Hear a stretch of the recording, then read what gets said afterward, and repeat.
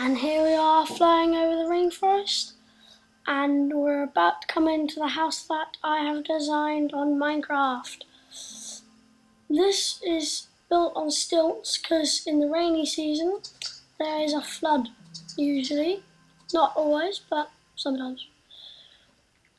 Most of the people here sleep all in one room, and in the chests they would have food in one and weaponry and tools in the other. So, and there's a ladder just to get up and down.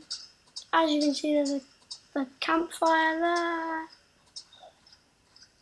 and I've got a little pen for my chickens.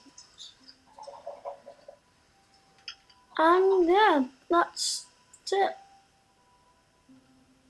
Thank you.